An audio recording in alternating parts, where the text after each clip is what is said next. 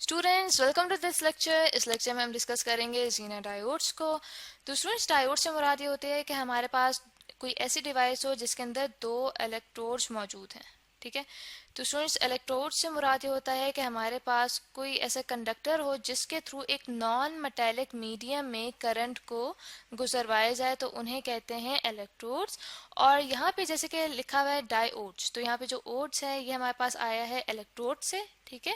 और ये जो हमारे पास डाई है ये शो कर रहा है 2 को, यानी कि ये जो हमारे पास डिवाइस मौजूद है इसके अंदर हमारे पास दो इलेक्ट्रोड्स मौजूद हैं। और यहाँ पे जो हम डायोड्स की जो टर्म यूज़ कर रहे हैं ये हम पीएन जंक्शन के लिए यूज़ कर रहे हैं, यानी कि जो हमारे पास डायोड मौजूद है वो हमारे पास पीएन जंक्शन से बना है। ठीक है। तो स्टूडेंट्स, ये पीएन जंक्शन कैसे बनता है? ये हमारे पास सेमीकंडक्टर मटेरियल से बनता है, जिसे मैं यहाँ पे एससी से डिनोट करी हूँ। तो सेमीकंडक्टर हमारे पास ऐसा मटेरियल होता है जो कि इंसुलेटर्स और कंडक्टर्स के दरमियान में उसकी प्रॉपर्टीज़ होती हैं, यानी कि वो कुछ कंडीशंस में कंडक्टर्स की तरह बिहेव करता है, यानी कि करंट पास होने देता है। और कुछ कंडीशंस में वो इंसुलेटर की तरह बिहेव करता है, यानी कि वो अपने अंदर से इलेक्ट्रिक करंट पास नहीं होने देता।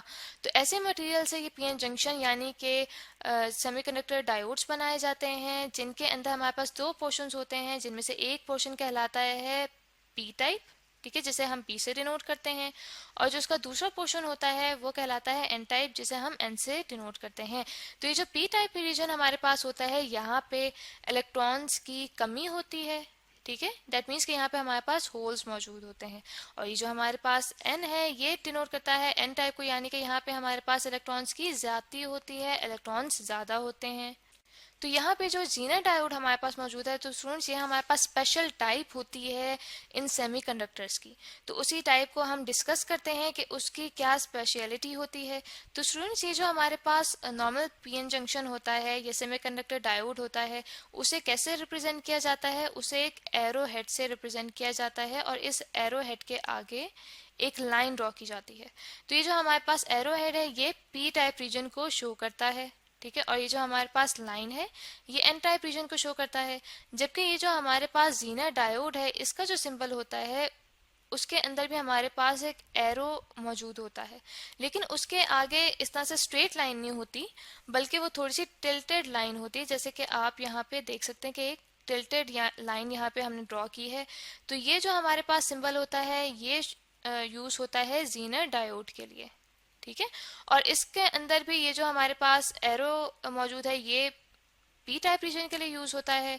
और ये जो हमारे पास यहाँ पे लाइन मौजूद है, टिल्टेड लाइन मौजूद है, ये एन टाइप रीजन को शो करती है। तो स्टूडेंट्स, अब हम ग्राफ के थ्रू डिस्कस करेंगे कि हमारे पास जो जीना डायोड है और जो नॉर्मल हमारे पास सेमीकंडक्टर डायोड होता है उसके दरमियान में क्या मेन डिफरेंस होता है। तो जो ग्राफ हम इनके लिए लेंगे वो हम लेंगे वोल्टेज और करंट का। ठीक है, कि जब हम फॉरवर्ड बायस करते हैं इन डायोड्स को और रिवर्स बायस करते हैं, यानी कि बैटरी के साथ इन डायोड्स को इस तरह से अटैच करते हैं कि एक दफ़ा हमारे पास फॉरवर्ड बाइसिंग हो। ठीक है, कि एक दफ़ा हमारे पास फॉरवर्ड करंट फ्लो करे, और एक दफ़ा हम ऐसे अरेंजमेंट करते हैं बैटरी की कि हमारे पास रिवर्स बाइसिंग हो डायोड्स की, कि हमारे पास रिवर्स करंट फ्लो करे। तो स्टूडेंट्स, यहाँ पे आप पिक में देख सकते हैं कि यहाँ पे हमारे पास जो फिगर नंबर ए है ये हमारे पास normal p n junction diode है, यानी कि सेमीकंडक्टर डायोड है। और ये जो हमारे पास फिगर नंबर बी है ये हमारे पास जीना डायोड है। ठीक है। अब यहाँ पे आप देख सकते हैं कि ये जो हमारे पास ये वाली लाइन मौजूद है जो कि फर्स्ट क्वाड्रेंट में मौजूद है, तो यहाँ पे हम देख सकते हैं कि दोनों डायोड्स में ऑलमोस्ट सेम यहाँ पे ग्राफ हमारे पास आ रहा है फॉरवर्ड करंट के लिए। ठीक है। लेकिन जब हम रिवर्स में देखते हैं तो रिवर्स में हम देख सकते हैं कि जो हमारे पास पीएन जंक्शन डायोड है उसमें जब हमारे पास एक खास वोल्टेज आता है वीबीडी, ठीक है, तो वहाँ पे हमारे पास जो करंट है वो इंक्रीज होता है, लेकिन उसका स्लोप इतना ज़्यादा नहीं होता, वो ग्रेजुअली जो है वो इंक्रीज होता है। और जो हमारे पास यहाँ पे वोल्टेज है उसकी वैल्यू भी बिल्कुल कांस्टेंट नहीं रहती, वो भी आहिस्ता आहिस्ता बढ़ती है। जबकि हम ये देख सकते हैं कि हमारे पास जो जीनर डायोड है यहाँ पे जब एक खास पोटेंशियल आता है, जैसे यहाँ पे वी जी लिखा हुआ है, यहाँ पे जो पोटेंशियल है वो हमारे पास बिल्कुल कांस्टेंट रह रहा है। ठीक है, यहाँ से आप देख सकते हैं इस पॉइंट से इस पॉइंट तक बिल्कुल कांस्टेंट है हमारे पास पोटेंशियल, और जो करंट है वो भी हमारे पास एकदम से इंक्रीज हो रहा है। तो यहाँ पे बात असल ये नोट करने वाली है कि यहाँ पे हम डिफरेंस देख सकते हैं कि हमारे पास जो पोटेंशियल है दोनों में, वो हमारे पास डिफरेंट इस लिहाज से है कि हमारे पास जीना डायोड में बिल्कुल कांस्टेंट रह रहा है एक वैल्यू पे, जबकि हमारे पास जो नॉर्मल पीएन जंक्शन डायोड है उसमें वो कांस्टेंट नहीं रह रहा। तो स्टूडेंट्स, इसी फिनोमेना को अब जीना डायोड के ही ग्राफ से हम मज़ीद समझने की कोशिश करते हैं। तो यहाँ पे आप देख सकते हैं कि हमारे पास जीना डायोड का ग्राफ मौजूद है करंट और वोल्टेज का। तो स्टूडेंट्स, यहाँ पे आप देख सकते हैं कि जब हम रिवर्स बायस करते हैं इस जीना डायोड को, तो हमारे पास जैसे जैसे वोल्टेज हम बढ़ाते जाते हैं तो वैसे वैसे हमारे पास यहाँ पे करंट जो है ऑलमोस्ट कांस्टेंट रह रहा है। ठीक है, यहाँ पे आप देख सकते हैं इस पोर्शन से इस पोर्शन तक ऑलमोस्ट कांस्टेंट रह रहा है। उसकी वजह यह है कि हमारे पास जो डिप्लीशन रीजन है वो रिवर्स बायसिंग में बहुत ज़्यादा होता है, उसकी विड्थ ज़्यादा होती है, जिसकी वजह से करंट इतना ज़्यादा फ्लो नहीं कर पा रहा होता।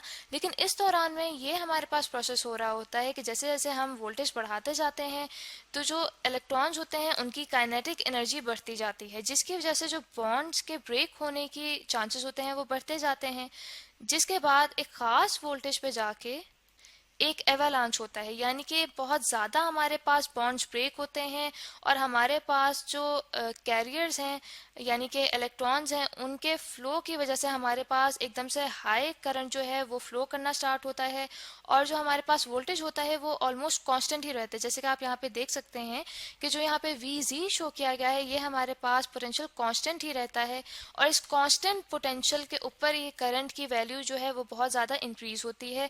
तो ये जो हमारे पास पोटेंशियल होता है इसे ब्रेक डाउन पोटेंशियल भी कहते हैं, और इसे नी वोल्टेज भी कहा जाता है। तो यहाँ पे हम लिख लेते हैं कि ये हमारे पास ब्रेक डाउन वोल्टेज भी कहलाता है, ब्रेक डाउन वोल्टेज। ठीक है, ब्रेक डाउन वोल्टेज, यहाँ पे वोल्टेज को मैं V से रिप्रेजेंट करती हूँ, या फिर इसे नी वोल्टेज भी कहा जाता है। तो स्टूडेंट्स, ये जो हमारे पास यहाँ पे पोटेंशियल मौजूद है ये आपने देखा था कि ये हमारे पास नॉर्मल सेमीकंडक्टर डायोड में भी मौजूद था, लेकिन वो वहाँ पे इतना कांस्टेंट नहीं रह रहा था, जबकि यहाँ पे हमारे पास ये वोल्टेज कांस्टेंट है। और दूसरी एक और ख़ास बात ये होती है कि ये जो हमारे पास वैल्यू होती है जीना डायोड में इस पोटेंशियल की, ये हमारे पास बहुत कम होती है। ठीक है, जबकि हमारे पास जो सेमीकंडक्टर डायोड होती है उसमें इस पोटेंशियल की वैल्यू बहुत ज़्यादा होती है।